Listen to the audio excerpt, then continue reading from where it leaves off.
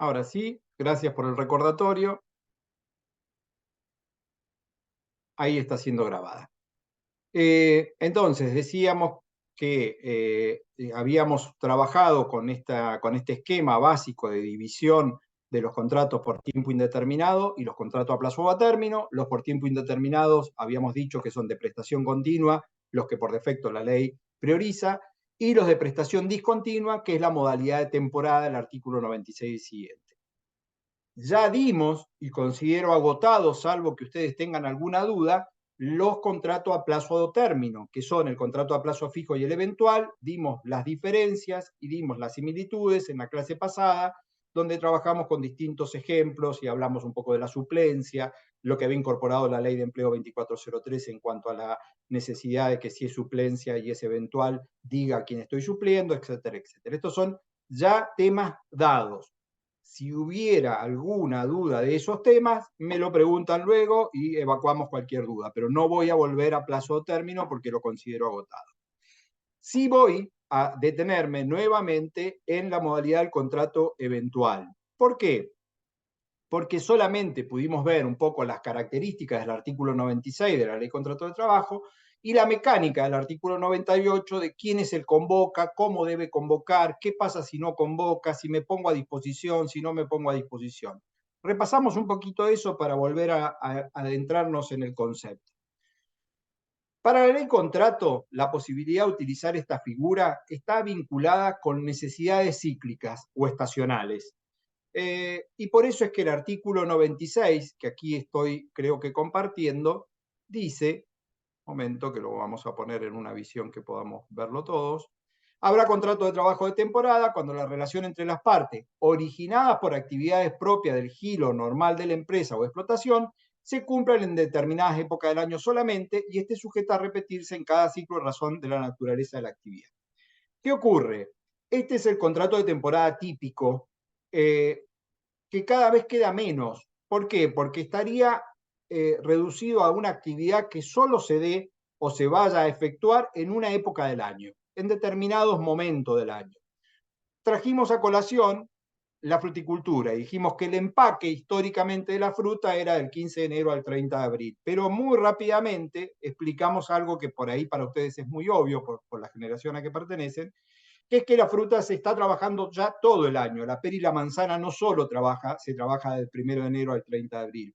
Y de hecho, ustedes que son consumidores de cualquier tipo de fruta o de verdura, saben de que más allá de que sea una cuestión de precio, hay una cuestión ya no vinculada con la estacionalidad. Yo puedo consumir pera en noviembre, diciembre, cuando fue cosechada en enero. Y lo mismo pasa con la cereza, que es de noviembre y a lo mejor la puedo estar consumiendo en junio. ¿Eso por qué es? Porque, bueno, se ha logrado a través de la industrialización conservar en frío y después trabajar el producto. Eso hace que esta actividad tan característica nuestra del valle, que era muy estacional y estaba muy limitada, hoy está estirada. Y eso hace ruido para entender la modalidad. Entonces, les voy a proponer, porque la clase pasada avanzamos un poco en esto, pero vamos a tratar de hacerlo más claro, estudiar la modalidad de temporada clásica tal como está en la ley contrato de trabajo. Y una vez que sea entendida y que la manejemos, vamos a pasar a ver qué ocurre en la actualidad, qué pasa con este contrato de temporada, sobre todo para la fruticultura. En la conceptualización clásica del artículo 96, vamos a estar atados a un ciclo natural, que es, en el caso de la fruticultura, cuando tengo fruta en la planta y la estoy cosechando. Entonces, eso me da un periodo que puede variar de un mes y medio, 2 meses, máximo 3 meses, en los cuales voy a estar trabajando. Eso se llama ciclo activo. ¿Por qué es el ciclo activo? Porque es el periodo en el cual el trabajador pone su fuerza de trabajo en disposición del empleador. Es decir, va a realizar de la esencia del contrato de trabajo las labores para la cual fue contratado. Y su empleador, como consecuencia, va a tener como una primera obligación, que ustedes ya han estudiado porque han visto las características del contrato, la obligación de pagar, de remunerar por esas tareas. Entonces, las dos obligaciones principales del vínculo contractual de trabajo, que son poner a disposición la fuerza de trabajo y pagar por ella, se dan en el ciclo activo. Dicho de otra manera, si la temporada comenzó el 15 de enero y yo el 16 fui a trabajar, ¿qué hice? Empecé a prestar tareas y por lo tanto voy a tener derecho a cobrar salario. ¿Por qué periodo? Por el periodo que dure la temporada. ¿Todos de acuerdo con esto? Estoy dando un concepto muy básico, pero para que se entienda que ese ciclo es el que la doctrina denomina ciclo activo. ¿Por contraposición a qué? A otro ciclo, que es el que se considera ciclo pasivo, que es terminada la temporada, cesan las obligaciones principales, el trabajador no va a prestar su débito laboral, por ende el empleador no le va a pagar salario y desde, estimemos, 30 de abril hasta el próximo 15 de enero hay un ciclo pasivo. ¿Esto qué quiere decir? Primero y principal, que el contrato sigue vivo, que no se extinguió, porque es un contrato por tiempo indeterminado. Pero, y aquí viene lo importante, como la prestación es discontinua, ha cesado la obligación de la prestación laboral. Es decir, el trabajador no pone su débito laboral en beneficio de ese empleador. ¿Se entiende esto? Cuando estoy en el ciclo pasivo, justamente por eso es que la prestación es discontinua, cesa mi obligación de prestar tareas. ¿Hasta cuándo? Hasta que comience otra vez el ciclo activo. ¿Y cómo comienza el próximo ciclo activo? Artículo 98 y siguiente. El empleador tiene la obligación 30 días antes de que vaya a comenzar la temporada de notificarme personalmente o bien hacer una convocatoria por medios públicos idóneos. Recuerden que esto lo vimos, que es la del diario Río Negro, la de una radio, la de públicos idóneos, que llegue a conocimiento del trabajador. ¿Y para qué me convoca? Me convoca para decirme, señor, le aviso de que vamos a trabajar la próxima temporada, 30 días antes de una fecha estimada, porque no tiene certeza de cuándo va a empezar. En el caso de la fruticultura, porque hasta que no salga el sello de la fruta, no va a saber cuándo se va a cosechar y por lo tanto no va a saber cuándo se va a empacar. Ahora bien, hace el empleador la convocatoria y aquí viene la obligación del trabajador en 5 días desde la última convocatoria de manifestar su voluntad de que va a trabajar el próximo ciclo. ¿Y qué hacemos con esto? Volvemos a comenzar con todo este ciclo que se va repitiendo. ¿Y se va repitiendo hasta cuándo? Hasta que se extinga el contrato de trabajo. ¿Y de qué forma se va a extinguir el contrato de trabajo? Como es un contrato por tiempo indeterminado, la ley presume que se va a extinguir con la jubilación, pero puede extinguirse por cualquiera de las otras formas de extinción del contrato de trabajo, por renuncia, por despido, por abandono, por incapacidad sobreviniente, por inhabilidad. Son todos supuestos que vamos a ver luego cuando veamos extinción. ¿Se entendió esta foto, digamos, de la secuencia? Entonces, esto es lo importante, que ustedes sepan, lo puse en la fruticultura, en el empaque de fruta específicamente. Sáquenlo de ahí si les hace algún ruido o si los confunde porque hay fruta todo el año. Vamos a algo que no hay todo el año. Esquí. Esquí en nieve. Voy a ser más específico, porque ustedes me podrían decir que hay otros tipos de esquí, tienen razón. ¿Cuándo es que un instructor de esquí va a prestar tareas para el centro de esquí? Y cuando comience la temporada de nieve, haya nieve y pueda dar clases. ¿Todos de acuerdo con eso? Supongamos que la temporada invernal en San Martín, en el Bayo, en el Chapelco, donde ustedes quieran, en Las Leñas, comienza el 15 de junio y que termina siendo muy larga el 15 de septiembre. ¿Por qué? Porque es un centro de esquí que tiene mucha nieve, que puede explotar durante todo ese periodo. Estoy exagerando, en Argentina no hay centros de esquí que duren tantos periodos, pero supongamos. Entonces, 15 de junio al 15 de julio, al 15 de agosto, al 15 de septiembre. Durante 3 meses estuve con temporada. Terminó la temporada, cerró el centro de esquí, cerró mi actividad como instructor de esquí, terminó mi actividad de ese año. Que termine mi actividad no quiere decir que finalizó mi relación laboral ni mi contrato de trabajo. Lo que finalizó fue la temporada, pero mi vínculo sigue plenamente vigente y el año que viene me van a volver a convocar 30 días antes del 15 de junio, yo me voy a poner a manifestación 5 días y voy a comenzar. ¿Se entendió? Creo que sí. Si alguien no lo entendió, me dice para no ser tan repetitivo. Ahora bien, Dejé como preguntas en la clase anterior, insisto que si alguno más puede prender la cámara, les ayudaría a 3 estoicas compañeras que están soportando mirarme a los ojos cuando yo hablo. Son 4, son 5, gracias. Insistí con 3 preguntas cuando terminé la clase anterior. No en el mismo orden, pero vamos a refrescarlas. Que tienen que ver con, perfecto, sabemos que hay un determinado periodo de ciclo activo que es el cual dura la temporada y están las obligaciones principales de las partes, poner a disposición la fuerza de trabajo y pagar por ello. ¿Qué otras obligaciones y deberes y derechos de las partes existen? Todos. Durante ese periodo del ciclo activo están todos los deberes y derechos. ¿Esto qué quiere decir? Que si me enfermo, voy a tener una licencia por enfermedad inculpable, si no tiene que ver con el trabajo. Si me accidento laboralmente, voy a tener cobertura de la ley de accidentes de trabajo durante el periodo que esté accidentado.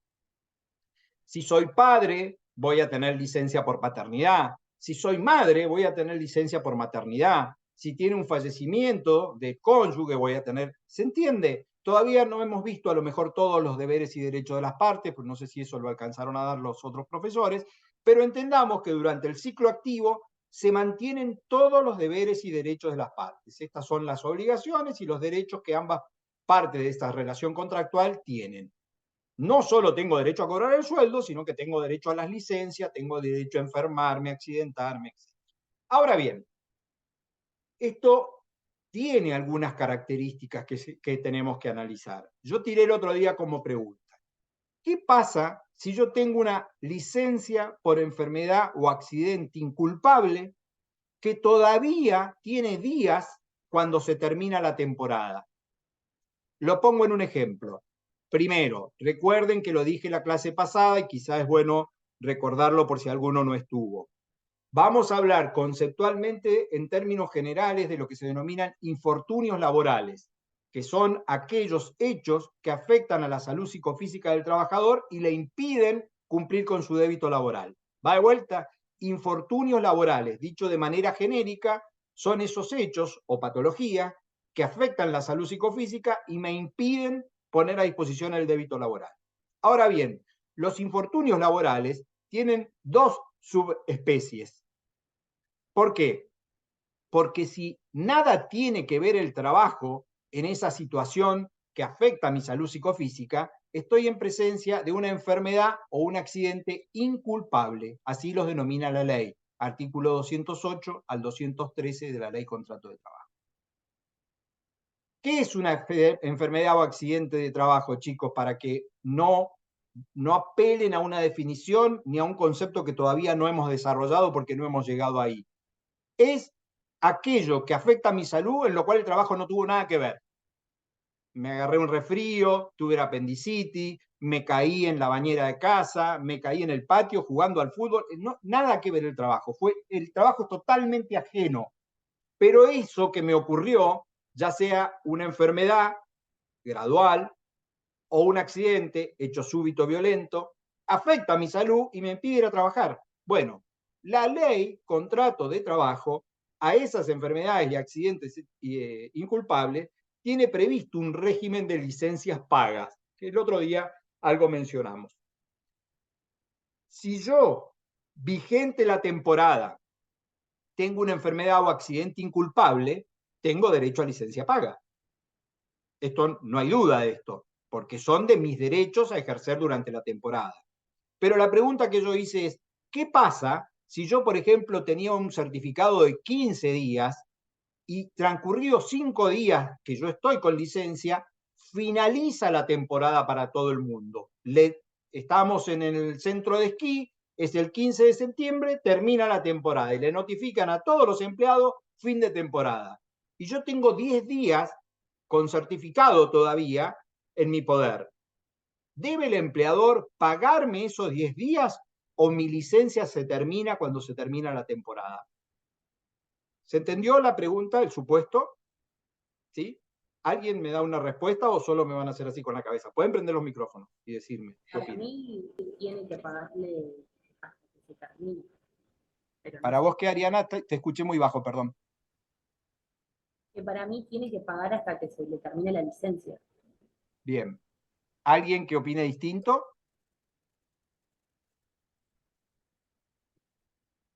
Todos No lo pagarían la sé. licencia hasta el final del certificado. Yo No, dije, yo dije 10 días, pueden ser 30, puede que lo renueve, que cuando justo se le termina, Ariana, viene con otro certificado que no, prorroga por yo 30 creo días que más. no. Yo creo que no, porque si ya el contrato está establecido hasta el fin de la temporada, se termina ahí. Bien, ¿por qué es importante diferenciar entre enfermedad y accidente inculpable y enfermedad profesional y accidente de trabajo? Porque la respuesta va a ser distinta. En las inculpables, tiene razón Daniela, cuando se termina la temporada, se termina la cobertura del certificado. No importa que me queden días de certificado, se terminó para todos. Y ahí se acabó mi cobertura de esa enfermedad o accidente inculpable. Ahora, si lo que yo tengo es una enfermedad profesional, como la denomina la ley 24.557, o un accidente de trabajo, que es el que he sufrido por el hecho o en ocasión del trabajo, ahí no importa que termine la temporada, las prestaciones continúan en función de los plazos de la ley de riesgo de trabajo. Y ahí Ariana tendría razón. O sea, no importa que yo haya terminado la temporada, que el empleador le notifique a todos la finalización de temporada, si yo lo que tengo es un impedimento porque sufrí un accidente de trabajo, soy instructor de esquí y me caí dando clases y me quebré, y por lo tanto todavía no tengo el alta, la RT, vayan el concepto que ustedes ya han escuchado, que surge de la propia ley de riesgo de trabajo, las aseguradoras de riesgo de trabajo, me va a tener que seguir dando las prestaciones hasta tanto se den los supuestos que tiene la ley de riesgo de trabajo, que pueden ser el alta, el transcurso del tiempo, la muerte, etcétera, etcétera. Pero no nos metamos ahí porque es entrar en la ley de riesgo. Lo que quería era poner conceptualmente esto con pinzas, porque ustedes todavía no tienen el trasfondo de cómo calificar una y otra, pero sí tienen esta primera noción. Si el trabajo no tuvo nada que ver y es inculpable, se termina la temporada, se termina la cobertura. Si el trabajo tuvo que ver y es accidente de trabajo o enfermedad profesional, por más que se termine la temporada, la cobertura no cesa y la ART me tiene que seguir dando cobertura en los términos de la ley de riesgo de trabajo. ¿Se entendió? ¿Sí? Sí, sí, sí, Profe, Bien, yo perfecto. tengo una pregunta. escucho. ¿Cómo se interpretó el coronavirus? O sea, ¿como enfermedad inculpable o como enfermedad profesional? No sé cómo lo ha hecho O la sea, jurisprudencia. Valentina, tiraste un tema así como para una cosa que se te ocurrió, una pavada, digamos. ¿Sí? Podríamos dar una clase de más o menos unas 3 horas sobre eso. Muy interesante, muy interesante. Estamos ya con el libro, con el diario del día después, digamos. En el momento del coronavirus, esto fue todo un tema que nos llevó horas y horas discutir. Primero, no se lo reconoció como una enfermedad profesional. ¿Por qué? Porque no se podía, en principio, determinar dónde había sido contraída. Si el virus como tal se contrajo en el ámbito domiciliario o si se lo contrajo en el ámbito del trabajo. Luego, por vía de las resoluciones y disposiciones, se reconoció que el coronavirus podía ser, y esto fue durante un determinado periodo, considerado como una enfermedad profesional. Es decir, que si se ¿Se los quedó a daba, todos? Sí, perdón, eso iba a decir. A él solo. ahí estoy, perdón, Ahí se había está. cortado la imagen. Sí, A ver, denme un segundo. Esperen un segundo. Voy a cambiar, tengo 2 servidores, voy a cambiar a ver si mejoro con el otro la conexión.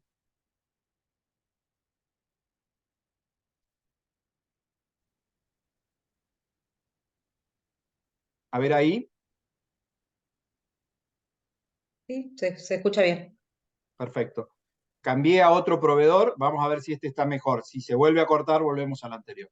Les decía a la pregunta de la compañera sobre el coronavirus que lo que ocurrió es que en determinado momento, primero no se lo reconoció como una enfermedad profesional, en determinado momento por vía de una resolución se lo incorporó y había que demostrar de que mínimamente habían otros contagiados y que yo había adquirido el coronavirus producto de mi trabajo.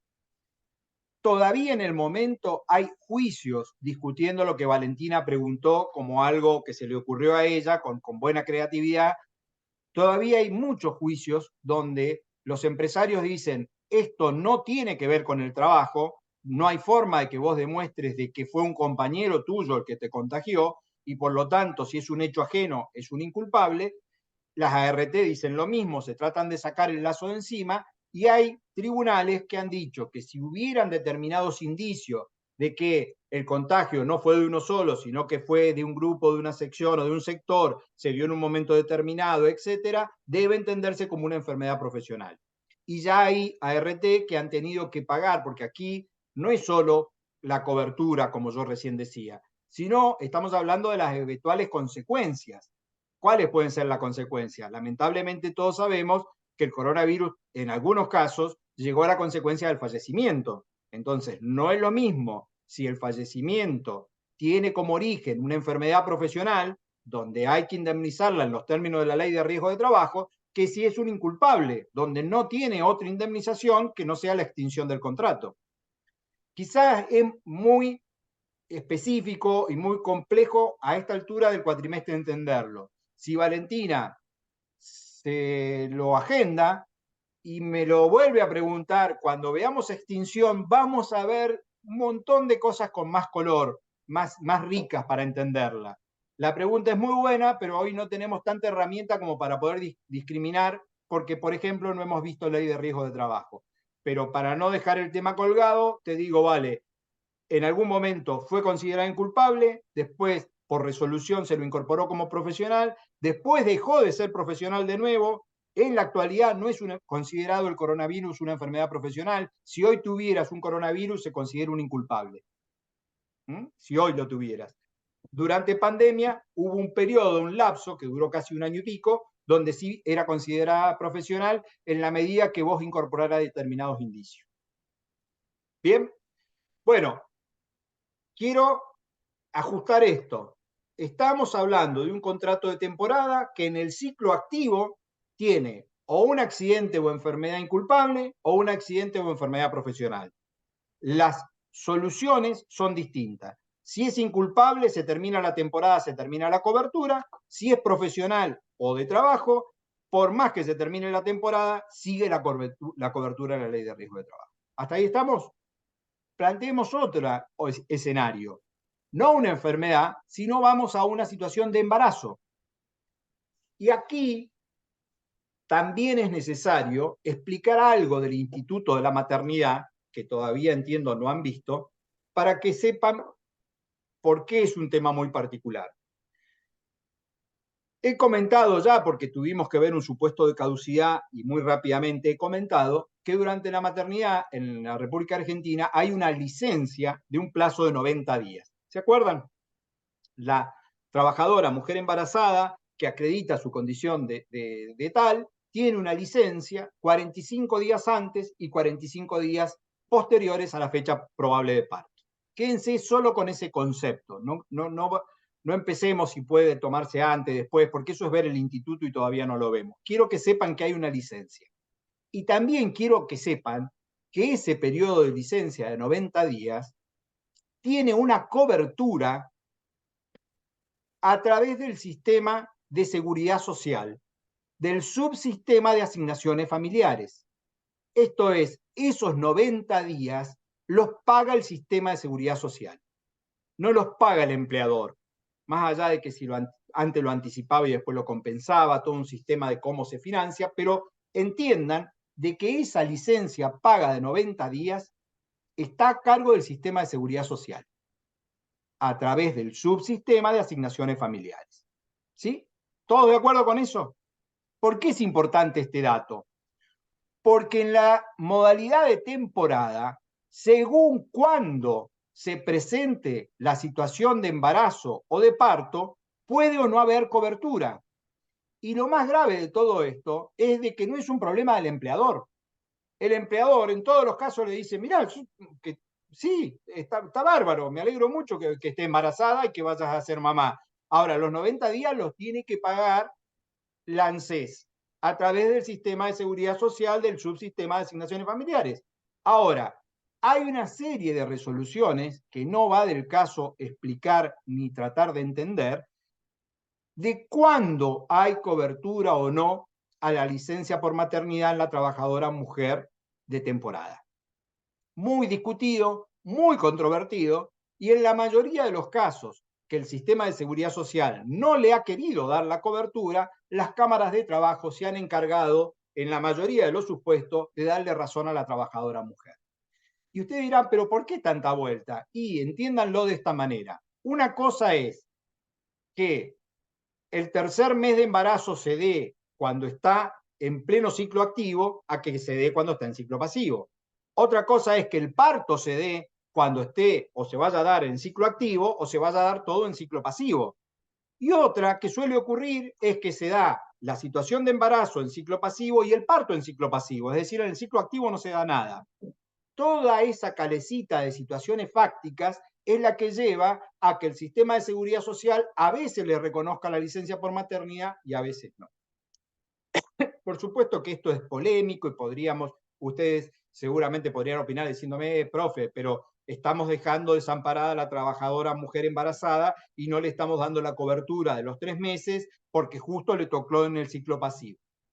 Yo comparto el criterio, pero hay algo en la modalidad de temporada que hasta acá creo que no he dicho y que es importante que razonemos juntos.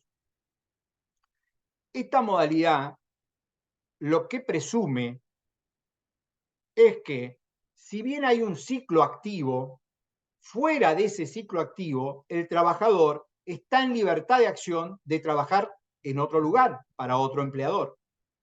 Va de vuelta. Si yo soy un profesor de centro de esquí y trabajo del 15 de junio al 15 de septiembre, la ley presume que yo puedo estar trabajando a partir de octubre en otro lugar, ya sea como profesor instructor de esquí, reparador de esquí o profesor de gimnasia. Entonces, por eso es que el sistema de seguridad social lo que dice es, veamos si no ha estado activo durante fuera de este ciclo para otro empleador. Porque si ha estado activo para otro empleador, le va a corresponder la licencia, pero por aquel quit, por aquel empleador y no por este. Esa es una presunción de la ley que lamentablemente en nuestro país, con las condiciones de los últimos años, en la práctica no se da, porque muchos trabajadores de temporada solo trabajan el ciclo de temporada en blanco y el resto del año no tienen trabajo en blanco. A veces no tienen trabajo, pero muchas veces el trabajo que tienen es no registrado. Entonces no tienen cobertura de maternidad porque están haciendo una relación laboral en negro, vamos a decirlo así, que es la no registrada. Por eso es que cuando la ley presume de que solo este ciclo es activo, lo hace en la inteligencia de que ese trabajador va a tener para otro empleador otros ciclos activos en el año. Que acá trabajó 3 meses, pero puede que esté trabajando 9 meses en otro lugar. Esa presunción que tiene la ley, en la práctica lamentablemente no se da. Antiguamente, yo estoy hablando en base a mi experiencia con los 35 años de docente y de graduado, hace 30 años, los trabajadores de temporada que venían del norte, los golondrinas, hacían 3 o 4 ciclos de temporada a lo largo de todo el país. Venían de trabajar del norte, venían acá a la Patagonia, se iban luego al Carozo, a provincia de Buenos Aires, y volvían luego a Santa Fe. O sea, durante el año repartía su ciclo de temporada en 3 o 4 lugares de temporada distintos. Eso en la práctica actual se da poco o se da en 2 ciclos nada más. Pero ¿por qué explico esto? Para que entiendan de que la ley parte de una presunción de que está activo acá, termina el ciclo activo y luego puede trabajar en otro lugar. Sí, eso sería lo ideal, que luego pueda trabajar de temporada o changueando en blanco en otro lugar. Pero lamentablemente eso no se da en la práctica. Entonces cierro. Trabajadora, mujer embarazada, la licencia por maternidad tiene derecho a que se le dé cobertura, pero hay una serie de casuística que no viene al caso. Cuando veamos seguridad social podemos profundizar un poco más. Cuando la ANSES se lo reconoce y cuando no.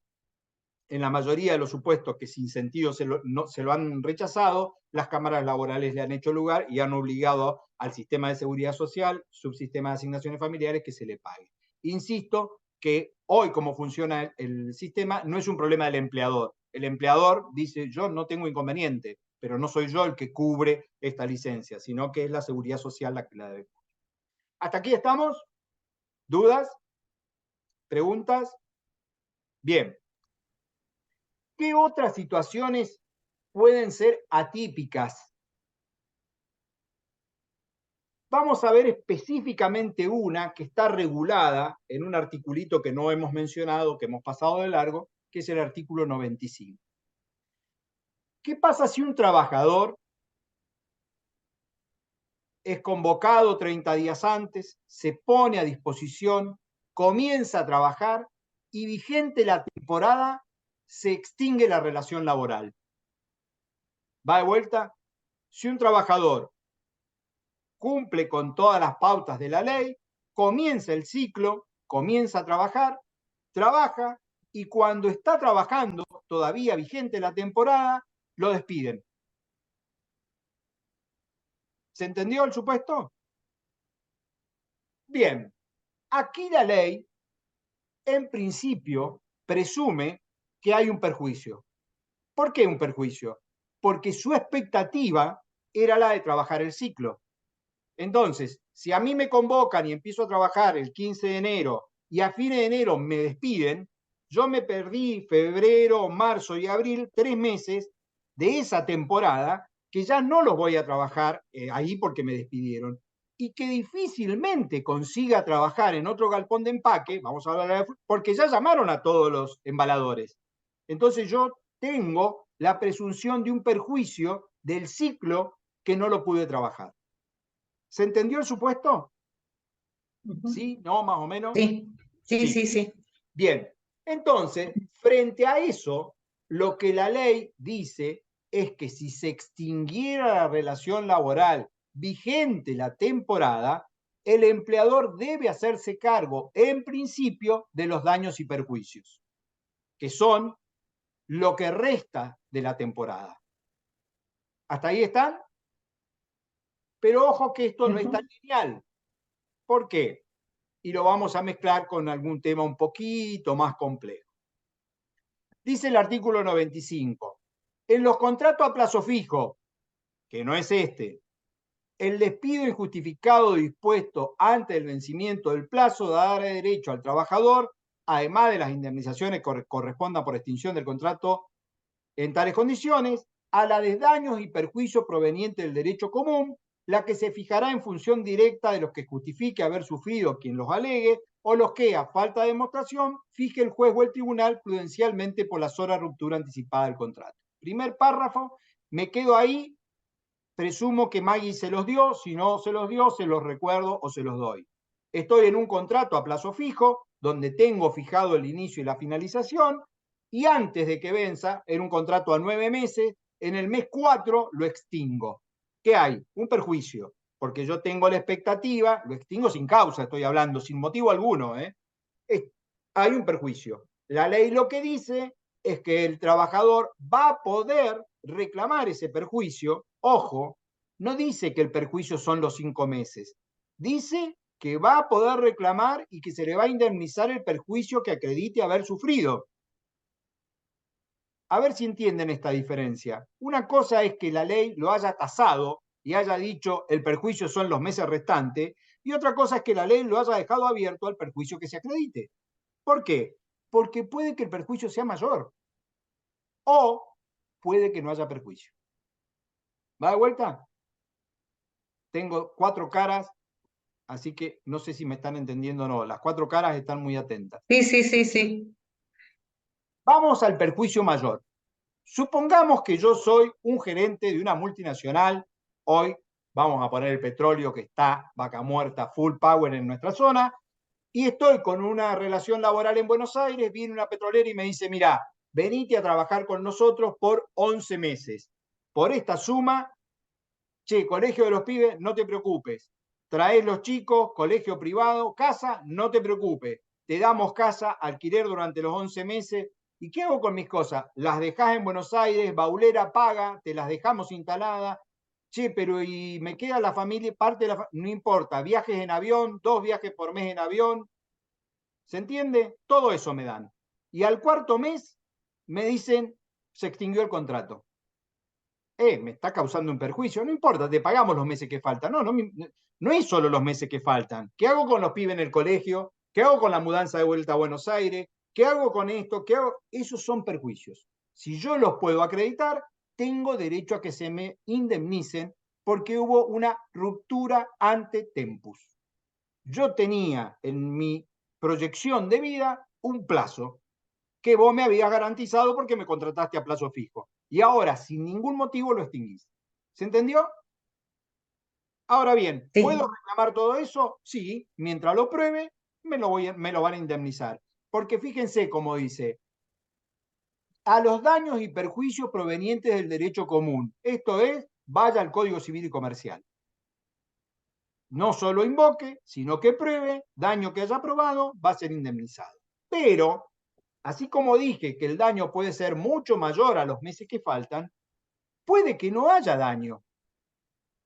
Porque esta misma petrolera que me contrató y al mes 4 me extinguió, yo al día siguiente consigo un contrato en otra petrolera de la competencia por el doble del sueldo. No me tengo que mudar, los chicos siguen en el mismo colegio y me dan 5 viajes por mes a Buenos Aires. ¿Cuál fue el perjuicio? Ninguno. Si no hubo perjuicio, no hay indemnización. Entonces, no es que siempre la ruptura ante tempus lleve indemnización, la lleva en la medida que hay un perjuicio, que yo lo invoque y que yo lo pruebe. En la práctica, no hay muchos de estos juicios. Me dice que mi conexión es inestable, confírmenme si me están viendo, ¿sí? Se cortó un minuto recién, pero sigue bien. Bien. Todo un minuto, se perdieron todo daño y perjuicio. No, Un segundito. entendí. Si no hay perjuicio, no hay indemnización. En la práctica, esta es la idea que iba a decir y la complemento, no hay mucho juicio de esto y tampoco hay mucha prueba. Entonces, lo que el trabajador normalmente hace es los meses que se quedaron sin cobrar y reclama, bueno, vos me despediste al mes 5 y eran 9, 4 meses faltantes. Y el empleador termina pagando los 4 meses faltantes. En la práctica es eso lo que ocurre, pero no es eso lo que dice la norma. Estoy en ese primer párrafo del artículo 95 hablando del contrato a plazo fijo. Fíjense que sigue. Cuando la extinción del contrato se produjere mediante preaviso y estando el contrato íntegramente cumplido, el trabajador recibirá una suma de dinero equivalente a la indemnización prevista en el artículo 250. Acá ya se marearon porque introdujo el tema del preaviso y nos remitió al artículo 250. Sigan mareándose. En los casos del párrafo primero de este artículo, si el tiempo que faltare para cumplir el plazo del contrato fuera igual o superior a que corresponde al preaviso, el reconocimiento de la indemnización por daño suplirá al que corresponde por omisión de este, y si el monto reconocido fuere también igual o superior a los salarios del mismo. ¿Se entendió algo? Poco. Valentina, poné cara de que entendiste, te vi como hiciste una pregunta. Si le soy sincera, no entendí. Nada, bien. He cumplido con el objetivo. El Otra objetivo vez. era que no se entendiera nada. Si alguien entendió, ya estábamos en problema. No, están mezclando muchos institutos de los cuales ustedes no tienen ni idea todavía. Entonces, vamos por explicar un conceptito, un instituto. Preaviso. ¿Se acuerdan que hemos hablado algo del preaviso? Principio de buena fe, como el contrato es de tracto sucesivo, yo debo avisarte, si soy el empleador, periodo de prueba 15 días, fuera del periodo de prueba hasta 5 años 30 días, más de 5 años 60 días antes. Esos son los plazos del preaviso. Si es el empleador el que extingue, hay 3 plazos distintos. En periodo de prueba, ya lo vieron, 15 días. Si el contrato no está en periodo de prueba y hasta 5 años de antigüedad son 30 días o un mes. Y si el contrato tiene una antigüedad superior a 5 años, son 60 días o 2 meses. Ese es el plazo del preaviso. ¿Qué es lo que pretende decir esta norma de forma tan arrevesada? Lo voy a poner en el ejemplo de la modalidad de temporada, porque luego van a ver que este artículo 95 se aplica también a la modalidad de temporada. Yo dije que si vigente la temporada me extinguían sin causa, yo sufrí un perjuicio, que es lo que falta de la temporada. ¿Todos de acuerdo? Supongamos que a mí me extinguen a fines de marzo, sin causa, y que yo tengo una antigüedad acumulada de 4 años. ¿Qué indemnización de preaviso me tienen que pagar? Un mes. ¿Saben de qué estoy hablando? No tienen ni idea. No. Sí. Vamos más atrás. ¿Qué es la indemnización de preaviso? ¿Saben? No, ¿se dan una idea de lo que es? No. Algunos dicen que sí, otros que no. Sí. Escucho, Lo que Ariana. tiene que pagar el empleador si no da ese preaviso, si no cumple con el preaviso, con los Pero no términos. sé si todos lo entendieron, por eso voy a volver un paso más atrás. Ariana, me ibas a decir algo, perdón. No, que lo había explicado Maggie en la clase. Era el plazo con anticipación que tenía que avisarte el empleador de que va a cesar el contrato, pero ella dijo que generalmente mucho no se cumple en la práctica, por eso prefieren pagarlo. Y Bien. había distintos, si era con antigüedad 5 años o mayor de 5 años, creo. Bien. Va por ahí. Lo único que complemento es que una cosa es pagar la indemnización sustitutiva de preaviso y otra es otorgar el preaviso. Esto sí es finito, es conceptual y me interesa que ya lo vayan sabiendo. Otorgar el preaviso, ¿qué sería? Yo te notifico hoy que tenés 30 días preavisada la extinción del contrato de trabajo. Es decir, te aviso 30 días antes. A partir de mañana, que va a ser 12 de septiembre, es el primero de 30 días de preaviso. Seguís trabajando durante esos 30 días, pero ya estás preavisado. El contrato, ¿cuándo se extingue? Y cuando transcurren los 30 días, se produce la extinción. Eso es otorgar el preaviso. ¿Todos de acuerdo con esto?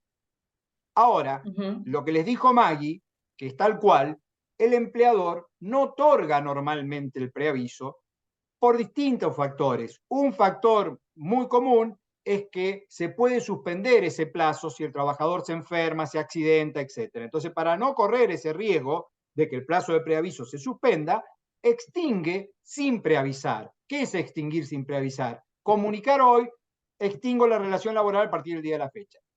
Pero como no dio el preaviso, no cumplió con el deber de buena fe de darlo, tiene que pagar una indemnización sustitutiva de preaviso.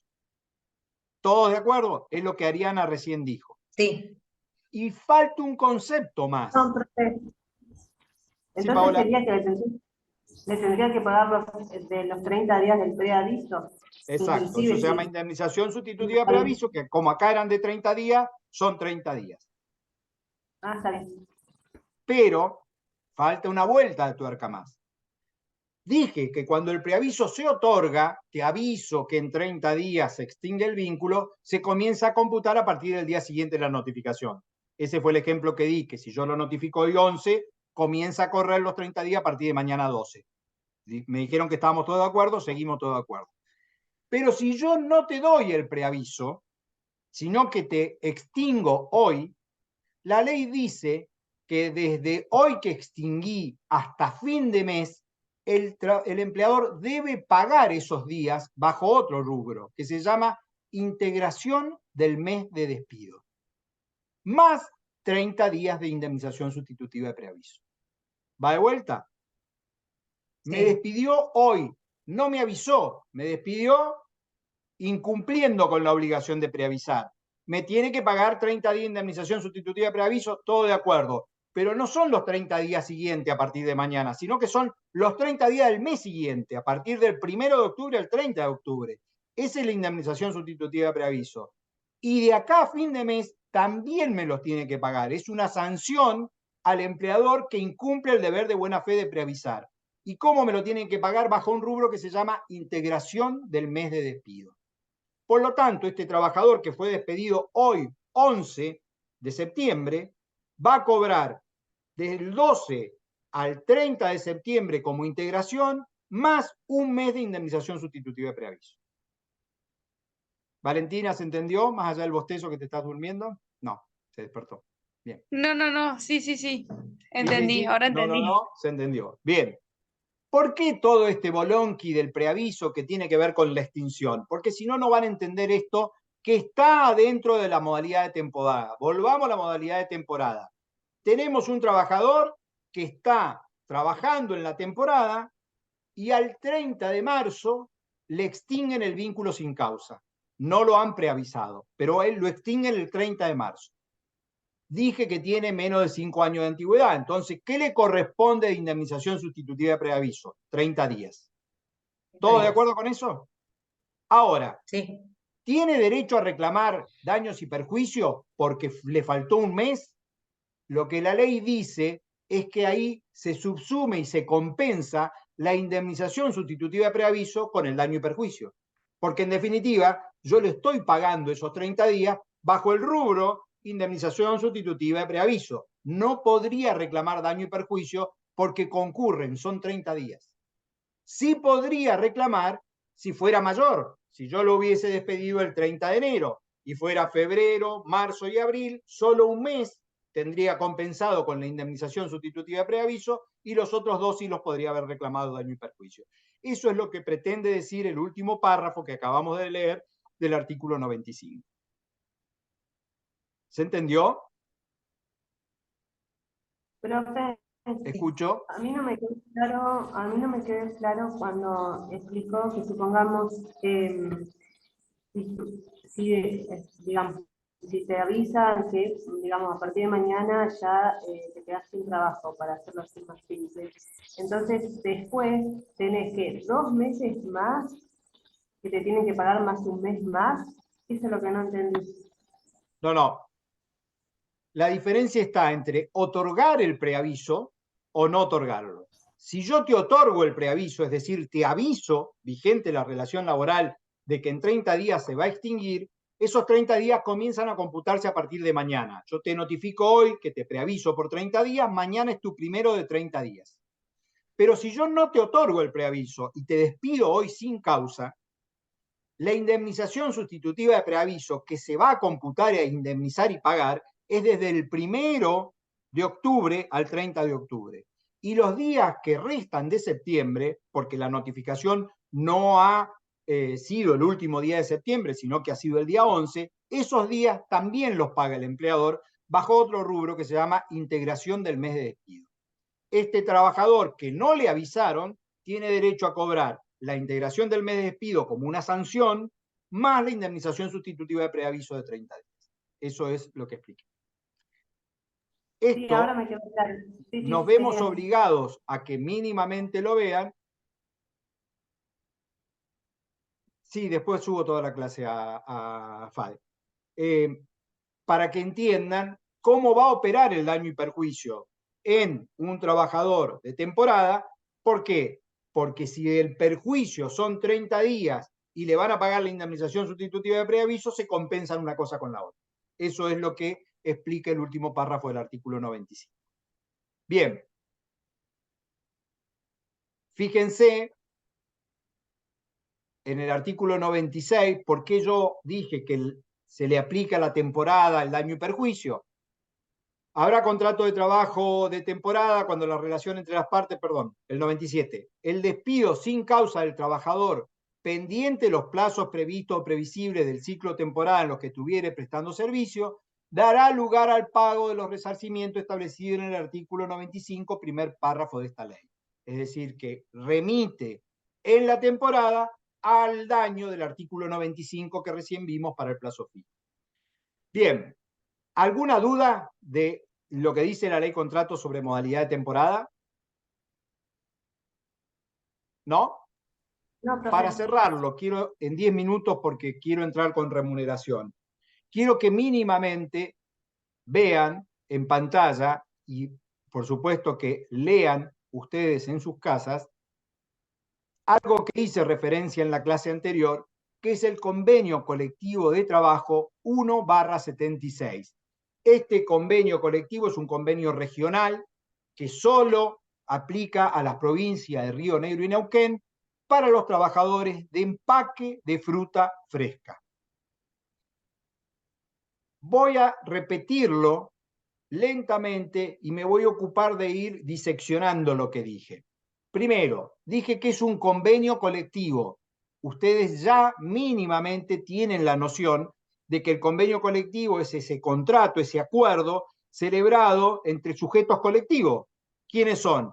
la Asociación de Trabajadores o el Sindicato de Trabajadores, que aquí dice Sindicato Obreros Empacadores de la Fruta de Río Negro y Neuquén, SOEFRIM, y las cámaras empresarias, representadas en este caso Empacadores y Frigoríficos de Fruta, la Asociación de Río Negro y Neuquén. Hoy es la CAFI y la Cámara de Productores.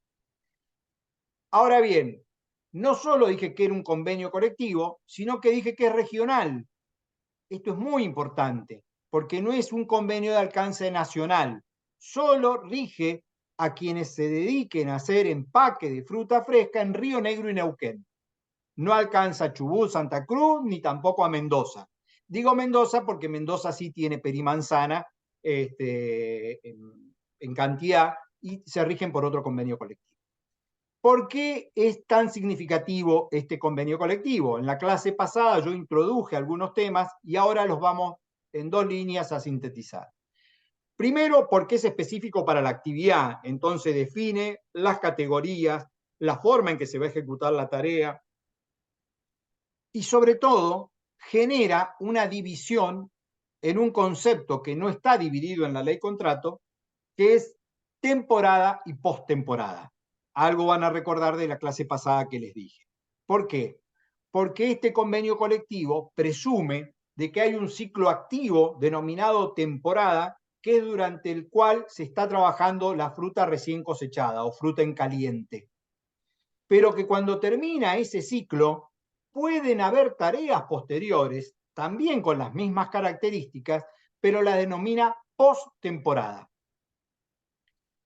Voy a hacer algunas aproximaciones de eso, porque esto es muy importante. Ustedes son estudiantes de la Facultad de Derecho y Ciencias Sociales de la Universidad Nacional del Comahue. Entonces, no pueden no manejar esta modalidad contractual, porque apenas se reciban, se van a dar vuelta y van a tener un trabajador de la fruta consultándoles. Entonces, y no lo van a encontrar en Grisolía, por ejemplo, porque Grisolía no hace ninguna mención al convenio 176 porque es un autor nacional, ni en Martínez Vivod, ni en ninguno de los autores. Entonces, ¿qué tienen de características diferenciales? Primero, durante la temporada, el trabajador es mensualizado, es decir, cobra todo el mes. Esto quiere decir que cobra su descanso de sábado y domingo. Y también quiere decir que al ser mensualizado, para saber cuánto vale un día, tengo que tomar el salario mensual y dividirlo en 30. ¿Va de vuelta? Como es mensualizado, cobra todo el mes, cobra los días de descanso de sábado a la tarde y de domingo, y a su vez, si yo quiero saber el valor del día, tomo el salario mensual, lo divido en 30 y eso me da el salario diario. Ahora bien, en la postemporada, es decir, cuando terminó de entrar la fruta en caliente y se finalizó la temporada y se pagó la liquidación de temporada, el trabajador es jornalizado, solo cobra por los días que trabaja, cobra por jornal, no cobra mensual. Y en función de ello, si yo quiero saber cuánto vale su día, tomo el salario mensual y lo divido en 25, no en 30, y eso me da el valor del jornal diario. ¿Y esto por qué? La clase pasada dije y amplío. Porque cuando estoy en postemporada, quien decide cuántos días necesita que yo trabaje es el empleador, en función de las necesidades de salida de fruta al mercado que tenga, eventuales embarcos que tenga, según la época. Entonces no trabaja todos los días, trabaja cuando me requiere. Y puede que en un mes yo trabaje nada más que 5, que 7, que 10 días o que no trabaje. Entonces solo cobro esos días que trabajo jornalizado. Y aquí viene otra explicación importante. Durante la temporada, el trabajador está obligado, si se ha puesto a disposición, lo han convocado, inició el ciclo, a concurrir a trabajar. Si no concurre a trabajar, puede que lo intimen bajo apercibimiento de abandono de trabajo. Ya hemos visto un poco qué es el abandono. No fui, no justifiqué, no di motivo, me intiman, me configuran el abandono. Eso durante la temporada, porque estoy obligado a trabajar el ciclo. Ahora, ¿estoy obligado a trabajar en la postemporada? La respuesta es no. Debo manifestar cuando termine el ciclo de la temporada si voy a trabajar o no en la postemporada. Es opcional. ¿Va de vuelta? Esto es muy importante. Cuando termina la temporada, estamos hablando de los trabajadores de empaque de fruta fresca, del convenio 176. Cuando termina la temporada, debe el trabajador manifestar si se va a poner a disposición para trabajar en la postemporada o no. Si dice que no, no pasa nada. Va a esperar al próximo ciclo, a la temporada del año que viene, al 15 de enero. Ahora, si dice que sí, quiere decir de que va a poder ser llamado por su empleador durante la postemporada, un día, 2, 5, lo que necesite, salteado, como los vaya requiriendo. ¿Todos de acuerdo ahí? ¿Se entendió esta diferencia? En la temporada estoy obligado, en la postemporada, si digo que no, no me llaman. Si digo que sí, me llaman. Y acá hay una diferencia muy importante.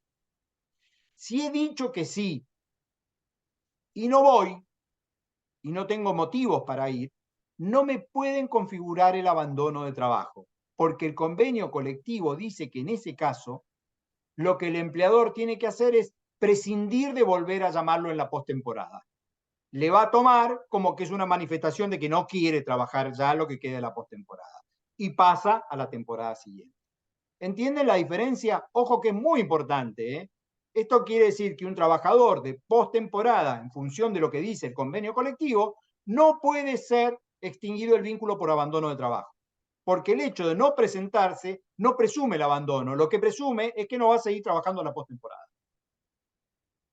Esto surge del convenio colectivo, no surge de ningún otro lado. Ni es aplicable analógicamente, porque hay un principio muy importante que ya tienen que saber, los convenios colectivos no son de aplicación analógica. Con lo cual, esto solo rige acá, en Río Negro y Neuquén, para los empacadores de fruta fresca. No se lo puedo extrapolar a ninguna otra actividad ni a ningún otro convenio colectivo. ¿Se entendió? Un último tema, y prometo que no jodo más. Es un tema común. Surge de la ley contrato, pero está reforzado en el convenio colectivo. Pregunto, ¿cómo computo la antigüedad de un trabajador de temporada? ¿Le tomo todo el año completo o le tomo solo el periodo que trabajó? ¿Entienden la pregunta?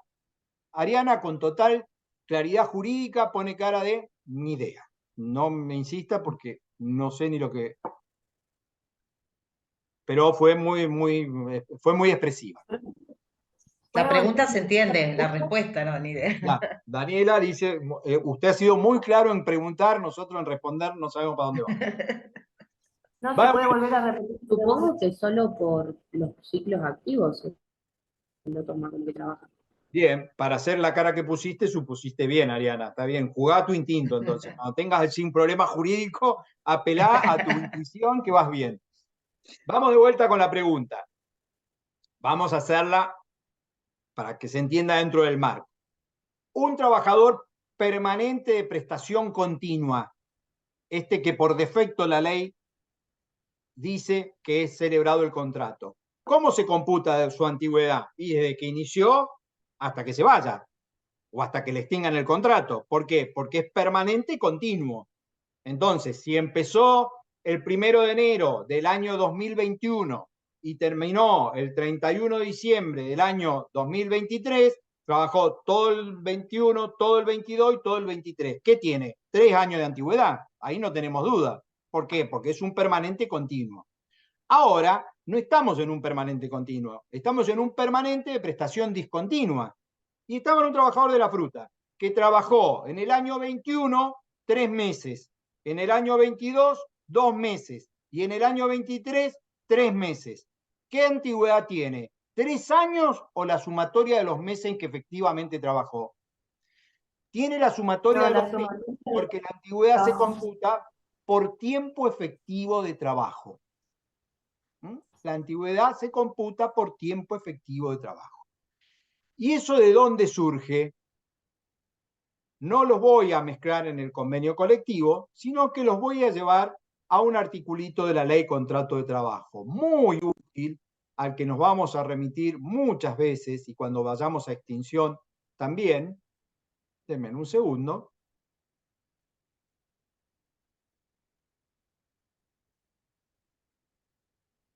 Artículo 18. Tiempo de servicio.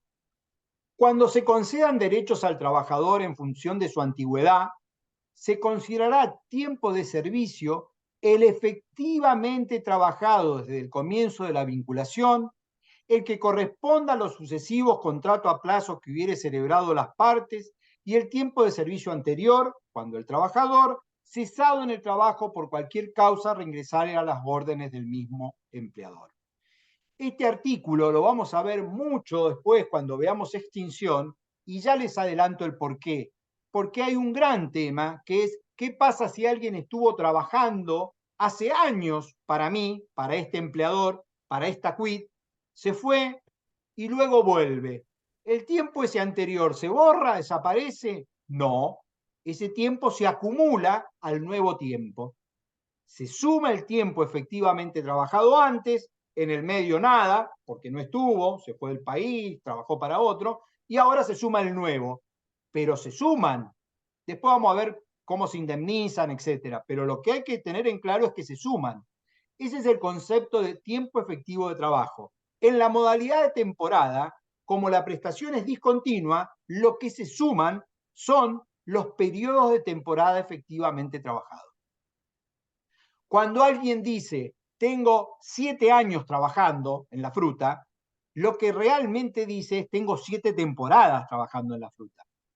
Porque no trabajó el año completo normalmente. Si es de temporada, trabajó estos meses que dijimos, 2, 3, 4. Entonces yo tengo que sumar a los fines de la antigüedad el tiempo efectivo de trabajo. ¿Se entendió? ¿Sí? Sí, perfecto. Bien, cierro con esto, lectura obligatoria, convenio 176 de empaque de la fruta. Lo que no entiendan o quieran comentar, lo hacemos en próxima clase, ningún problema. Cerré modalidades. ¿Dudas de modalidades? ¿Algo que quieran que veamos antes que pasemos a otro tema? ¿No? Bien. Romina, ¿te paraste como yo o me levantaste la mano? Porque no te alcancé a ver. ¿No? Bien. No, No, pues yo paré. justo me paré, me acomodé en la silla y vi que te movías y no sabía si era... Sí, yo igual. Gran tema, gran. Vamos a pasar a remuneración. Nos va a llevar toda la clase que viene. Vamos a utilizar unos 30, 40 minutos de esta clase para entrar en tema. Nada más que para entrar en tema. Vamos a ir al 103 de la Ley Contrato de Trabajo, pero es profeso, no lo voy a poner, ustedes lo pueden tener ahí a mano, sino que voy a apelar a qué entienden ustedes por remuneración. ¿Qué es para ustedes la remuneración? Es una contraprestación que tiene que pagarle el empleador al trabajador por que trabaja. ¿Por qué trabaja? Bien. Ariana usó un término jurídico, contraprestación, usó a los sujetos de la relación, el empleador y el trabajador, con lo cual bastante atinado, y los remató diciendo por qué trabaja. No está mal, no está mal. Verdaderamente está mucho mejor Por de lo que poner ella a se imagina, porque disposición ella... la fuerza de trabajo. Muy bien, ahí ya lo completó un poco más. Alguien me pregunta qué unidad es. Alguien ve en el programa y le dice si es la 6, la 7, la 5, porque yo no me acuerdo, tendría que ir al programa a buscarlo. A ver, vamos y lo buscamos, no pasa nada. Denme un segundo.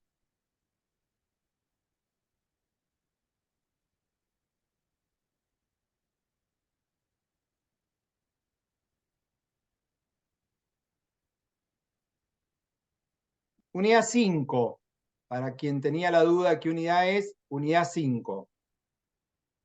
No tiene mucho sentido que la comparta ahora porque solo vamos a hacer paneo de los temas y no voy a dar desarrollo por programa.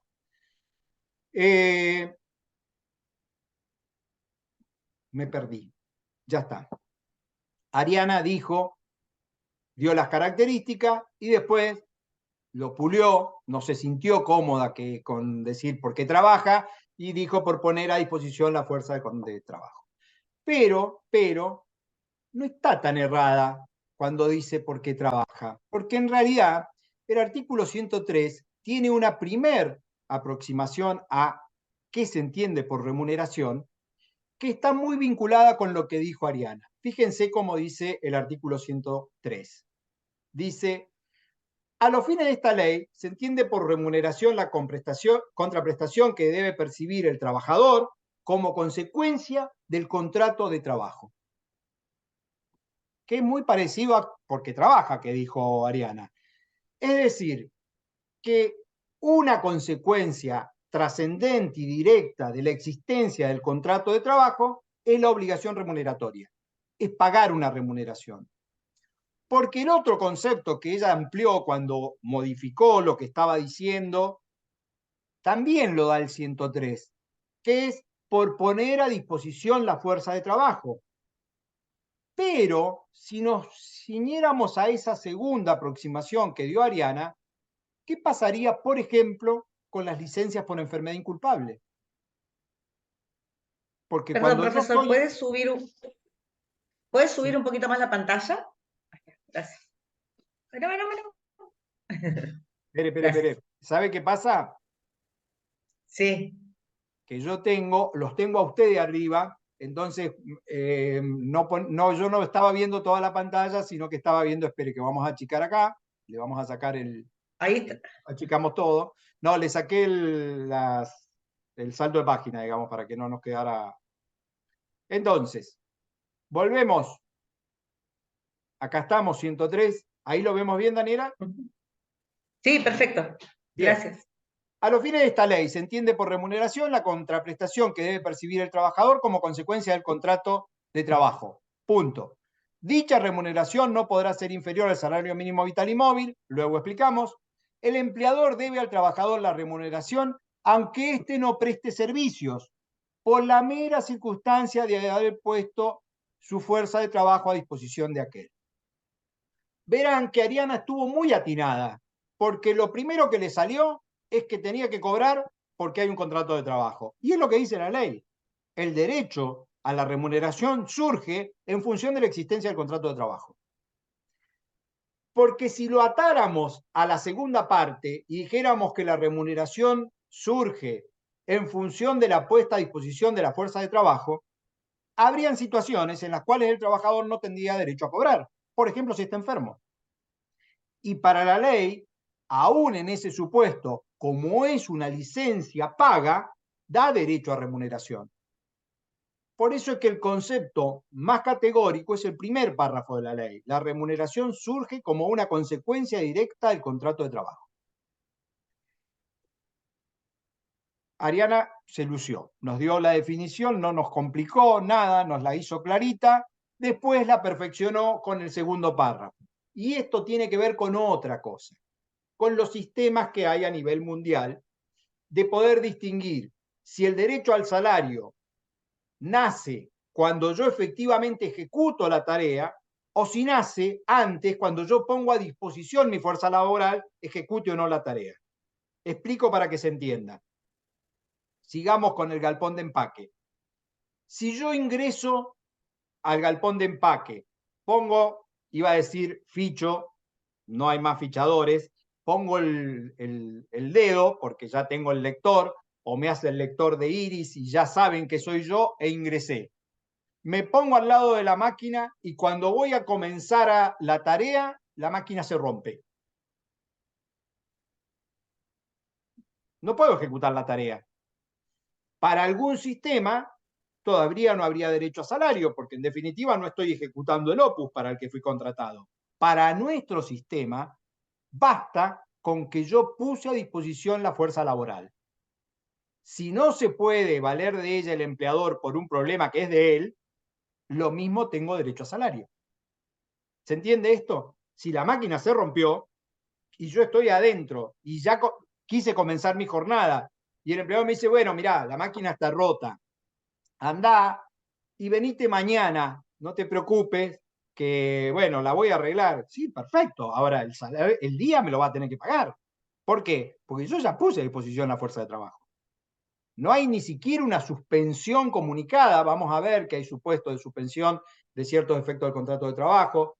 Entre esos supuestos está la fuerza mayor, la falta de disminución de trabajo, pero Aquí no encuadra en ese supuesto. Yo fui a trabajar, se rompió la máquina. La máquina es parte de lo que el empleador debe darme como elemento de trabajo. Si yo no puedo trabajar, pero pongo a disposición la fuerza laboral, tengo derecho a lo mismo a salario. ¿Se entendió esto? Bien. Sí. Ahora vamos ajustando algunas cuestiones, porque si nos atenemos al concepto amplio de que hay remuneración porque hay contrato, la pregunta es, bueno, ¿y cuándo nace? ¿A partir de cuándo nace la obligación del pago remuneratorio? Primer pregunta. El tiempo que me insume ir desde mi casa al trabajo y viceversa, ¿debe ser remunerado? No. Daniela lo dice con cara como diciendo, mirala, que me está preguntando este hombre. No corresponde. No. Bueno, yo le diría que vamos con pinza. A ver, remuneración no, pero si ese tiempo que me lleva es significativo. Si yo trabajo en el petróleo, me pasan a buscar con la combi y desde que me llevan hasta la boca de pozo tengo 2 horas de ida y 2 horas de vuelta. Claro. Si yo trabajo en la construcción y yo soy contratado en Roca, pero las tareas las cumplo en el Chañar y me buscan allá hasta el Chañar, trabajo en construcción y pego la vuelta. Ese tiempo, está bien, no hay jornada laboral, pero no hay remuneración tampoco. Todos estamos de acuerdo con que no hay remuneración. No sé, profe, para mí sí, sí son Bien. muchas más horas. No hay remuneración, está bien lo que dice Daniela, pero sí hay compensación que determinados convenios tienen prevista, como por ejemplo las denominadas horas viaje. Las horas viaje son un ítem adicional que tiene tanto petrolero como la construcción, en el caso de la construcción cuando supera los 50 kilómetros, dice el convenio colectivo, que deben ser liquidadas, pero no son remuneratorias, porque no integra el concepto de remuneración en función de que no he puesto a disposición todavía la fuerza laboral. Esto es un tema muy controvertido para determinadas actividades donde el tiempo que me insume el traslado es muy significativo. Pero si lo pusiéramos de ordinario, que fue un poco lo que creo pensó Daniela cuando yo hice la pregunta, es, si yo vivo en Roca y trabajo en un comercio de Roca y me traslado del comercio a mi casa y di vuelta y me lleva media hora, bueno, es un problema mío. Capaz que si me mudo más cerca me lleva 5 minutos y no por eso me van a pagar ni la media hora ni los 5 minutos, porque no integra ni el concepto de jornada ni por ende no hay remuneración. Pero, hago la salvedad, sí es un periodo que en algunos convenios colectivos es reconocido cuando tiene determinada extensión como horas viaje. Y complemento, algo que seguramente también ya vieron, es, ¿y si me accidento durante ese trayecto? Desde el trabajo a mi casa y desde mi casa al trabajo. Eso sí o no, porque ese no es el, no me acuerdo. Lo contempla el Algo RT. así, claro que te lo cubre la verdad. Bien. Están no muy convencidas, pero al menos están tirándome alguna punta. Las dos dicen, eso se llama accidente in itinere.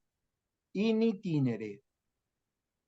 Ariana me dice exactamente. Yo estaba que se lo decía, pero no quise usar un latinazgo. No, es porque que no me acordaba, pero sé que lo Bien. vimos en No, lo debe Con Maggie Maggie, ¿no? se los ha mencionado. Con Maggie lo vimos. Claro, Maggie se los ha mencionado, ¿por qué? Porque tampoco integra la jornada, ese periodo, pero sí la ley de riesgo, y ya lo tenía la ley de accidente de trabajo, no la originaria de 1915, pero sí la reforma posterior. Este es el accidente que se produce en el itinerario, no alterado, no modificado, desde mi casa al trabajo y a la vuelta. Que yo tenga cobertura como accidente in itinere o que me paguen como horas viaje, no quiere decir que yo tenga derecho a remuneración durante ese periodo. ¿Se entendió? Porque la remuneración va a nacer recién en el momento en que yo ponga a disposición la fuerza laboral y no antes. ¿Entendido hasta acá? Ahora bien, hay una primera dificultad en nuestra legislación. Primero entendamos por qué es importante saber qué es remuneración, porque esto tiene distintos efectos. Un primer efecto es que sobre aquellos montos que yo cobro como remuneración, se hacen lo que se llaman aportes y contribuciones. Vamos a ir lento para ir ya fijando algunos conceptos. he mencionado y hemos mencionado seguramente todos los docentes en forma general a la seguridad social o al sistema de seguridad social argentina. Sin que no vamos a desarrollar ahora qué es, pero para que sepamos de qué hablamos cuando hablamos de la seguridad social, ustedes deben graficarse que es un sistema que está compuesto por subsistemas.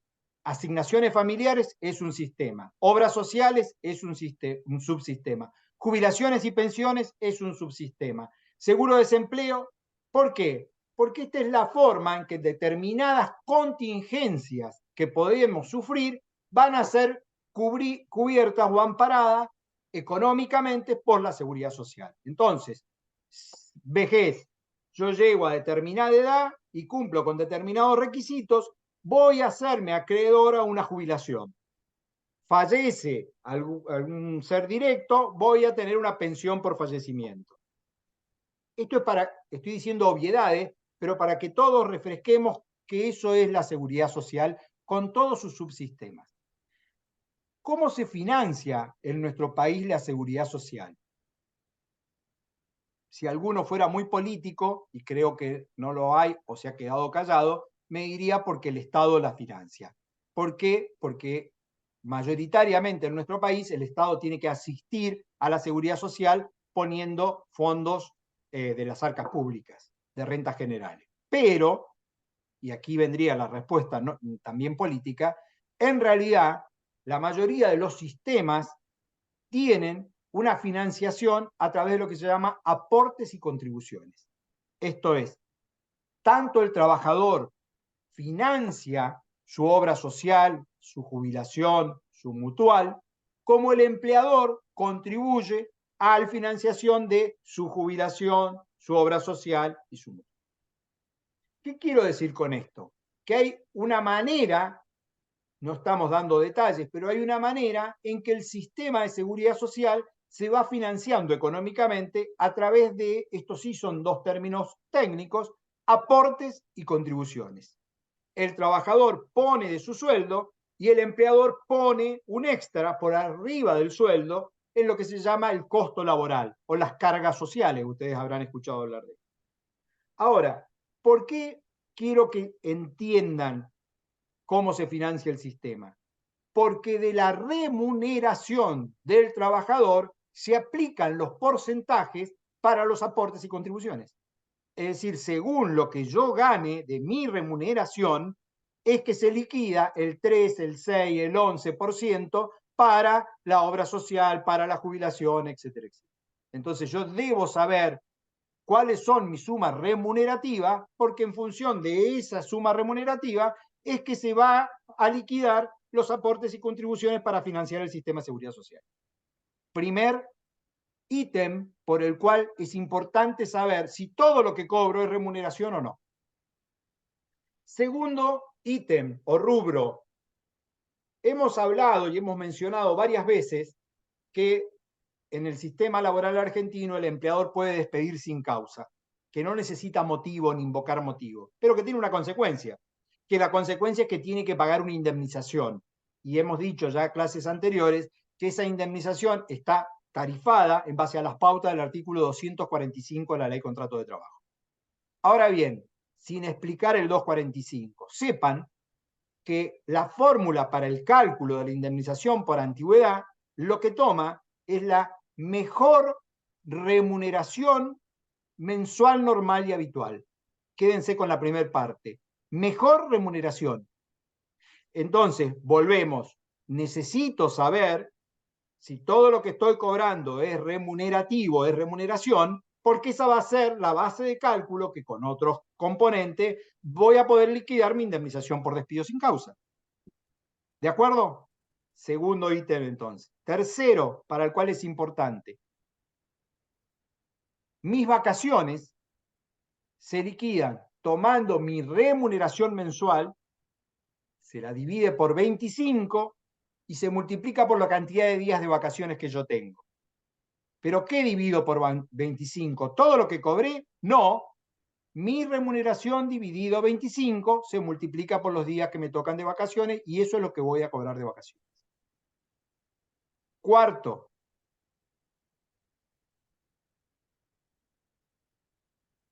perdón, quiero repasar para ver si me fui al cuarto y no repasé los anteriores. Primero, aportes y contribuciones se hacen sobre la suma remunerativa. Segundo, indemnización por antigüedad se hacen sobre la suma remunerativa. Tercero, vacaciones, se divide en 25 la remuneración y se multiplica por la cantidad de días de vacaciones. Y último, SAC, sueldo anual complementario. ¿Saben lo que es el SAC? El aguinaldo. Sí. Algunos sí, los que han tenido la dicha de no trabajar todavía, no. Cuando trabajen lo van a saber. Es lo que se denomina el sueldo 13. En nuestro sistema se paga 2 veces al año, al 30 de junio y al 18 de diciembre, un medio sueldo más. O sea, medio sueldo al 30 de junio y medio sueldo al 18 de diciembre. Que sumados integran el sueldo 13. Yo tengo 12 meses laborales al año, más un mes que se paga como sueldo anual complementario. Luego lo vamos a explicar en detalle. Lo único que quiero que sepan es que el SAC se liquida tomando el 50%, es decir, la mitad de la mejor remuneración del semestre. Yo tengo que ver cuál fue la remuneración semestral y la mitad es el sueldo anual complementario que voy a cobrar de ese semestre.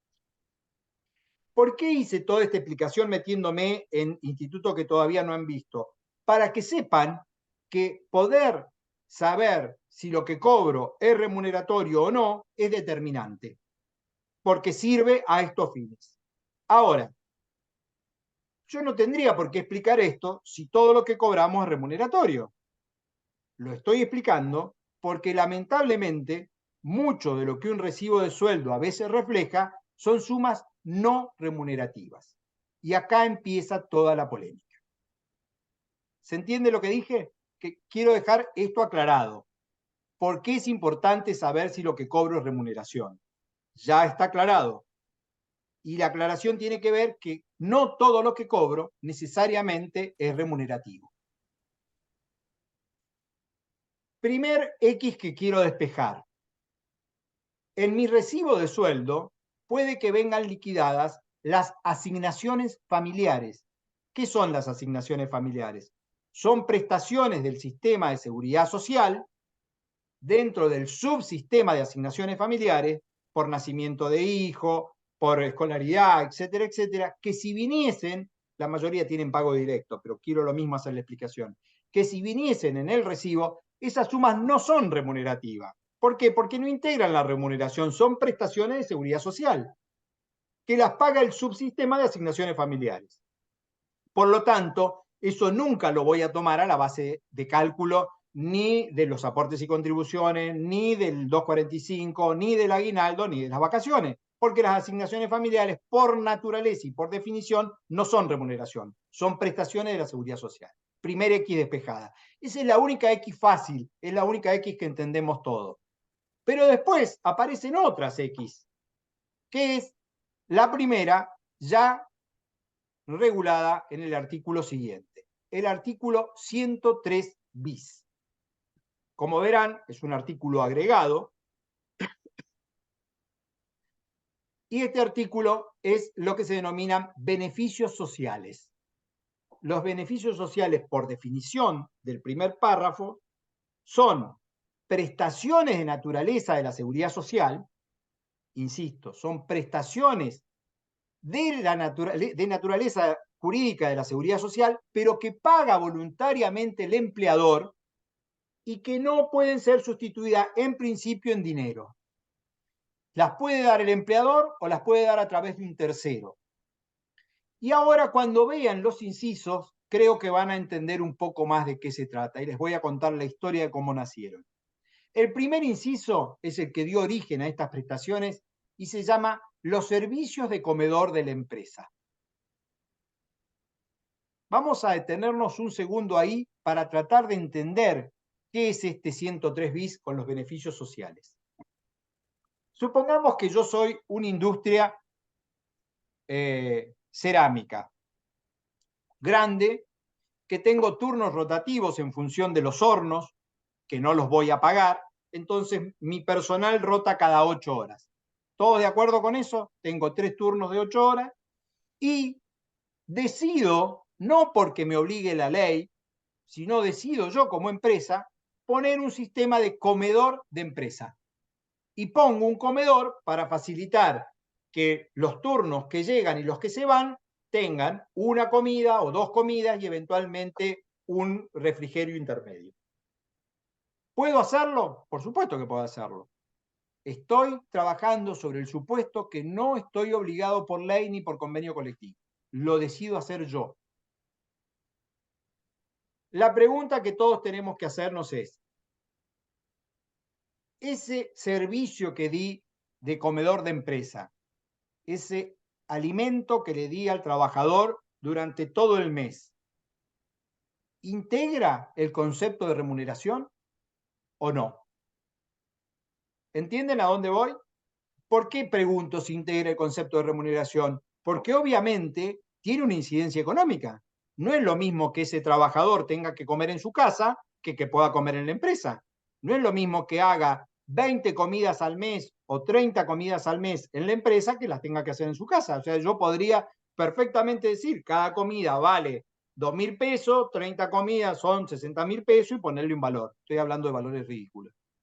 Ahora bien, si el servicio de comedor es parte de la remuneración, acabo de decir que lo tendré que tener en cuenta a todos los efectos, a los aportes y contribuciones, a la indemnización del 245, a la base de cálculo de las vacaciones y a la base de cálculo del aguinaldo. Si no integra la remuneración, no lo sumo a nada de eso. ¿Entendieron el supuesto? Bueno, el primer ítem por el cual se discutió si esta suma era o no remuneratoria fue justamente este ejemplo que yo les di, no con los ceramistas, pero sí el comedor de empresa. La empresa que decide poner voluntariamente el comedor, la jurisprudencia empieza con una discusión de un viejo fallo plenario de, bueno, si usted lo da, por más que lo da voluntariamente, esto es remunerativo, hay que cuantificarlo, integra la base de cálculo de remuneración. La mayoría entendió que no era remunerativo, que era un beneficio para el trabajador y que como tal, si se lo ponía con carga de remuneración, difícilmente el empleador lo diera. Entonces, retrajera la oferta de dar el comedor de empresa y lo terminaría perjudicando. Primero fue la jurisprudencia, luego fue la aparición del 103 bis. Pero no solo apareció el 103 bis con el comedor de empresa, sino que se le sumaron otros cuantos incisos a estos beneficios sociales. Y los 2 incisos que aparecieron luego y que están aquí ya derogados, son el inciso B y el inciso C, fueron los más polémicos. ¿Por qué? Porque uno fueron los famosos tickets canasta de la época de los 90 y otros fueron los tickets transporte, que era no dar dinero, sino dar un ticket que vos podías ir al supermercado y sacar mercadería, pero no era remuneración. Ese inciso B y C fue derogado cuando ya existía un fallo de la Corte declarándolos inconstitucional. Y aparecen los fallos de esta unidad que son de lectura obligatoria porque son sumamente trascendentes. Primer fallo.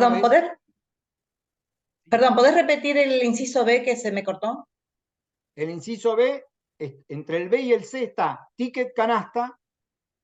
Ajá. Y el vale o ticket de transporte. Gracias. Ambos fueron declarados inconstitucionales en la causa Pérez con Disco. Supermercado, ¿no? Pérez con Disco. Primer fallo de la Corte, señero, en el concepto de remuneración. La Corte fija una premisa muy trascendente, que es que toda contraprestación que el trabajador recibe como consecuencia del contrato de trabajo debe entenderse como remunerativa. Y declara la inconstitucionalidad de estos incisos que luego fueron derogados por las leyes que ven acá, 26341, con lo cual desaparecieron en el año 2007. Pero la derogación es cuando la Corte ya estaba pronunciándose sobre Pérez con Disco. Ahora bien, ¿por qué tanto ruido con esto? Porque van a ver que los incisos siguen. Yo los voy a enumerar muy rápidamente y en los minutitos que nos queda podemos profundizar algunos. Dice el C, reintegro de gastos de medicamento y gastos médicos y odontológicos del trabajador y su familia que asumiera el empleador previa presentación de comprobante emitido por farmacia, médico odontólogo debidamente documentado. ¿Alguien se anima a explicarme cuál sería el supuesto? A ver si entienden de lo que estamos hablando.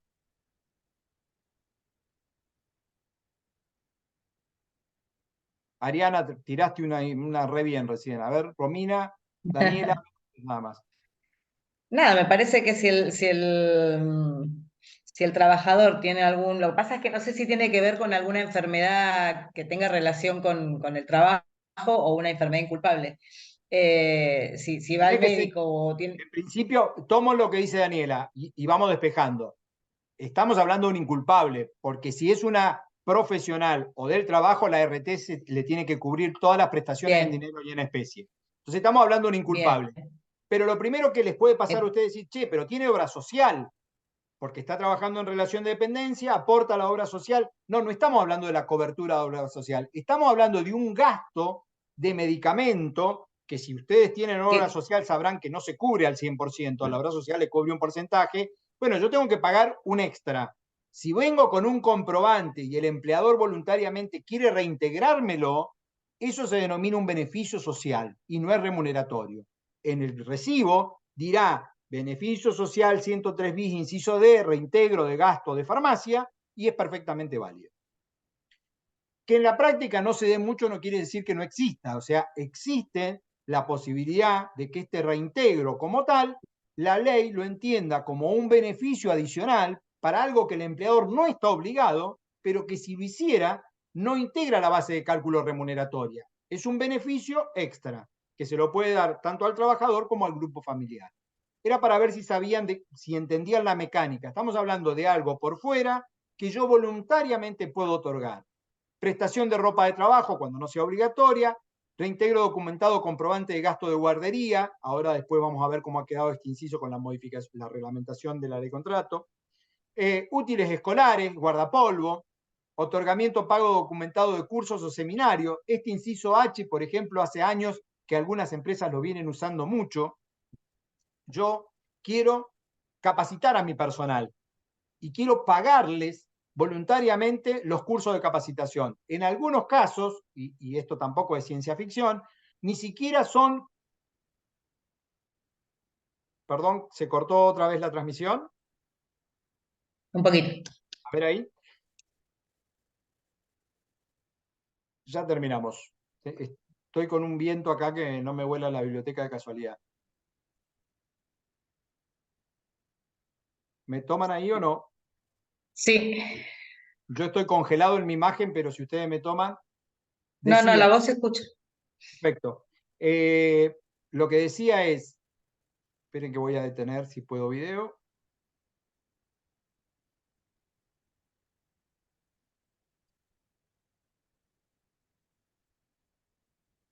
Ahí estoy. Lo que les decía es que no solo los cursos tienen que ser vinculados con la actividad, sino que hay empresas que lo mismo pagan cursos de esparcimiento a sus trabajadores. Por ejemplo, para mejorar su salud psicofísica, para aprender alguna actividad vinculada con el arte, para eventualmente hacer yoga. Bueno, esos cursos pagados de esa manera son beneficios sociales no remuneratorios. Entonces, estamos muy sobre la hora, voy a redondear aquí. El artículo 103 bis lo que nos da en contexto en la ley de contrato de trabajo es un beneficio que la ley dice que son de naturaleza de seguridad social, que en principio no son sustituibles en dinero y que ocasiona un beneficio para el trabajador y su grupo familiar. Por lo tanto, y aquí viene el primer ruido, esas sumas que se reciben como beneficios sociales son no remuneratorias. ¿Esto qué quiere decir? Que al ser no remuneratorias, no integran aportes y contribuciones, no integran base de cálculo del 245, no se toman para el aguinaldo y no se toman para las vacaciones. ¿Se entendió? O sea, partimos del 103 que dice todo es remuneración y rápidamente le metemos un 103 bis que decimos, pero estos que son beneficios voluntarios, entendidos como beneficios sociales, se van a entender como no remunerativos. Esto no sería nada si no se hubiese dado en los últimos 30 años en nuestro país toda otra corriente, que es la de crear sumas no remuneratorias por fuera de los beneficios sociales. Directamente sumas de dinero que aparecen en los recibos de haberes, que se convienen en los acuerdos de paritarias salariales o que el propio Estado fija para sus empleados. Siempre digo lo mismo, nunca lo hice, debería tomar mis recibos de haberes como docente universitario desde hace 35 años a la fecha y estoy seguro que siempre he tenido sumas no remuneratorias. Eso es más grave aún, porque es poner sumas de dinero que o hemos convenido en la paritaria salarial o el Estado ha resuelto pagarme, pero que no son base de cálculo de aportes y contribuciones, no integran mi 245, etcétera, etcétera. Ese tema, que es un tema central, lo dejo para la clase que viene. Les pido, para los que puedan, quieran y tengan ganas, Pérez con disco, González con Polimat, son 3 gallegos los que le voy a dar. Pérez con disco, González con Polimat y Díaz con cervecerías y malterías Quilmes. ¿Alcanzaron a tomar? Pérez con disco, González con Polimat y Díaz con cervecerías y malterías Quilmes. 3 fallos de la Corte de lectura obligatoria. Si pueden avanzar para el miércoles con alguna mirada, están cargados en PEDCO, están con comentarios de doctrina sobreabundante en PEDCO, así que no me digan que no lo consiguen porque el material es entrar a la carpeta de remuneración y aparecen. Sería bueno, así hacemos la clase del miércoles un poco más dinámica. De mi parte, gracias. ¿Alguna otra pregunta? ¿No? No. Nos vemos el miércoles, esperemos en la facultad, salvo que haya mucho viento, y si hubiera viento, tratemos de a las 2 resolver si vamos a la facu o no para no andar con tantas ida y vuelta. Gracias. Perfecto, gracias, hasta luego.